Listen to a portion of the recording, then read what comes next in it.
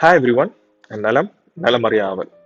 So scam, இந்த வார்த்தை வந்து ஒரு 10 வருஷமோ 12 வருஷம் முன்னாடி இந்த வார்த்தை நம்ம யூஸ் பண்ற வந்து அது ஒரு ரொம்ப பெருசா பார்க்கப்பட்டுச்சு.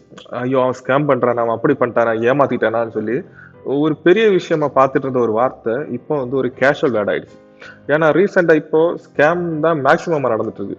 எக்ஸாம்பிள் சொல்லணும்னா, ஒரு டெக் சேனல் நம்ம எடுத்துக்கிட்டோம்னா, ஒரு ப்ராடக்ட் நல்லா இல்லைன்னாலும் கூட காசு வாங்கிக்கிட்டு அது நல்லா இருக்குன்னு சொல்லி நம்மளை ஏமாத்தி அந்த ப்ராடக்டை வாங்க வைக்கிறாங்க. அது மூலியமா அவங்க காசு சம்பாதிக்கிறாங்க. அந்த ரிவ்யூ பண்றவங்களும் காசு சம்பாதிக்கிறாங்க. நம்ம வாங்குற அந்த கடைக்காரங்களும் காசு சம்பாதிக்கிறாங்க, அந்த பிராண்ட். அதே மாதிரி ஃபுட் ரிவ்யூவர்ஸ் நம்ம எடுத்துக்கிட்டோம்னா, தரமே இல்லாத ஒரு ஃபுட்டை அது நல்ல ஃபுட்டு, சூப்பரா இருக்கு, குவான்டிட்டி இருக்கு, குவாலிட்டி இருக்குன்னு சொல்லி நம்மளை ஏமாத்தி அந்த தரம் இல்லாத ஃபுட்டை நம்மளை வாங்கி சாப்பிட வைக்கிறாங்க. ஸோ இந்த மாதிரி ஸ்கேம் வந்து ரீசெண்டா இப்போ ரொம்ப நிறைய நடந்துட்டு இருக்கு. அந்த மாதிரி தூத்துக்குடியில இன்னைக்கு ஒரு சம்பவம் நடந்திருக்கு. அதை பத்தி நம்ம தெளிவா பார்ப்போம். So let's take off.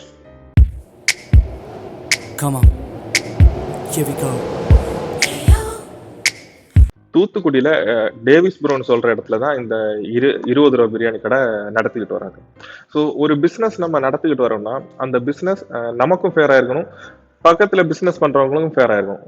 எப்படி சொல்றதுன்னா, நமக்கு மட்டும்தான் பிசினஸ் நடக்கணும், நம்மகிட்ட தான் ரெகுலரா கஸ்டமர் வந்துகிட்டு இருக்கணும், நம்ம எப்போ திங்க் பண்ண ஆரம்பிக்கிறோமோ அப்பதான் வந்து நம்ம ஃபர்ஸ்டா தப்பு பண்றதுக்கு நம்ம மைண்ட் ரெடி ஆகுது. அப்படின்னா கஸ்டமர்ஸுக்கு எது பிடிக்குது, அவங்க எதுல அட்ராக்ட் ஆகுறாங்க, அவங்களுக்கு எது ரொம்ப பிடிச்சிருக்கு, எப்படி பிசினஸ் பண்ண அவங்கள்ட்ட அது போய் சேரும்னு சொல்லி நம்ம ஃபர்ஸ்டா திங்க் பண்ணும்போது தான் அவங்கள ஏமாத்துறதுக்கான வழியை நம்ம கண்டுபிடிக்கிறோம்.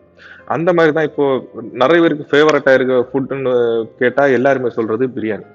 ஸோ அந்த பிரியாணி வந்து யூஸ்வலா 50 ரூபா, 60 ரூபா, 70 ரூபா ரேஞ்சில் எல்லாம் போயிட்டு இருக்கு. அது ஒவ்வொரு கடையை பொறுத்து, கிடைக்க குவாலிட்டியும் குவான்டிட்டியை பொறுத்து ரேட்டு மாறும். பட் அது வந்து ஒரு ஒரு சீப்பான ஒரு ரேட்ல கொடுக்கும்போது மேபி குவான்டிட்டியும் கூட ஒரு பிளேட் ஒரு ஆளுக்கு சாப்பிட்ற அளவுக்கு கொடுக்குறான். பட் 20 ரூபாய் கொடுக்கறது வந்து அவங்க அதை எப்படி அவங்க கொடுக்குறாங்க, எப்படி கொடுக்க முடியுது? சிக்கன் வாங்கணும், ரைஸு, உள்ளி, தக்காளின்னு சொல்லிட்டு இப்போ இருக்கிற பொருளாதாரத்துக்கு தக்காளி விலைன்னா தங்கம் விலை, வெங்காயம் விலையெல்லாம் வெள்ளி விலைன்னு சொல்லலாம். அந்த மாதிரி ப்ரைஸ் ரேஞ்ச் இருக்கு. ஸோ அப்படி இருக்கும்போது 20 ரூபாய்க்கு பிரியாணின்னு சொல்றது வந்து கொஞ்சம் அந்த மாதிரி.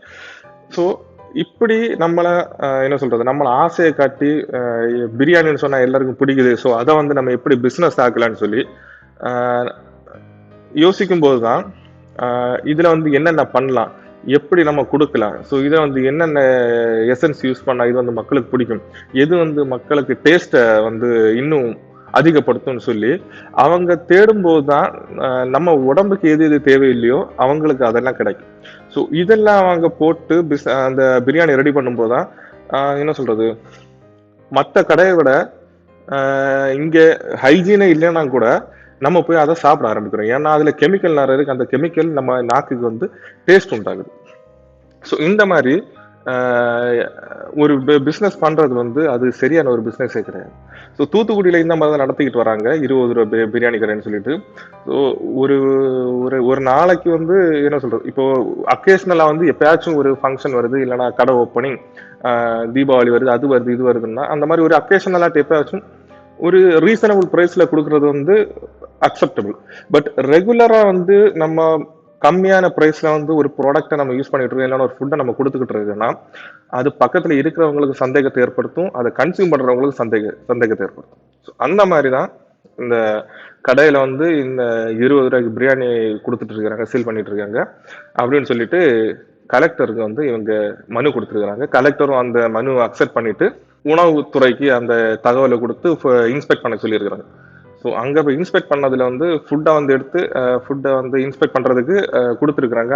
அதுக்கான ரிசல்ட் இன்னும் வரல. பட் அந்த ஏரியா சுற்றுச்சூழல் எப்படி இருக்குன்னா, கிச்சனில் வந்து தெரு நாய், எலி, பல்லி, இந்த மாதிரி பல விஷயங்கள் அந்த கிச்சனுக்குள்ளே இருக்கு. ஸோ அந்த இதெல்லாம் இருக்கும்போது எப்படி சொல்றது, அந்த உணவை வந்து நம்ம தான் சாப்பிட்றோம். ஸோ 20 ரூபா பிரியாணிக்கு நம்ம ஆசைப்பட்டு 2 லட்சம் இல்லை, என்ன சொல்றது, எவ்வளவு கொடுத்தாலுமே குணமாக்க முடியாத நோய்கள் எல்லாம் நம்ம உடம்புக்குள்ள வரும். கடைசியில பிரியாணி நம்ம உடம்புல ஃபுல்லாகுதோ இல்லையோ நோய்கள் ஃபுல்லாகிடும். இது எப்படி சொல்றது, சீப்பாக கிடைக்குதுன்னு சொல்லிட்டு நம்ம ஆசையை தூண்டுறாங்கன்னு சொல்லிட்டு நம்ம ஒன்றை தேடி போகிறத விட நமக்கு எதில் அத்தியாவசியம் இருக்கோ, நமக்கு எது தேவையாக இருக்கோ அதில் நம்ம தேடி போகிறது ரொம்ப நல்லது. அது ஃபுட்டாக இருந்தாலும் சரி, மற்றுள்ளது எதுவாக இருந்தாலும் சரி. ஸோ இனி இந்த ஃபுட்டோட ரிசல்ட் வந்து அப்புறம் தான் தெரியும், எக்ஸாக்டாக அவங்க என்னென்ன அந்த ஃபுட்டில் கலந்துருக்காங்கன்னு. ஸோ அதுக்கப்புறம் தான் தெரியும். ஸோ இந்த வீடியோ உங்களுக்கு பிடிச்சிருந்தா லைக் பண்ணுங்கள், கமெண்ட் பண்ணுங்கள், ஷேர் பண்ணுங்கள், மறக்காமல் சப்ஸ்கிரைப் பண்ணுங்கள். தேங்க்யூ.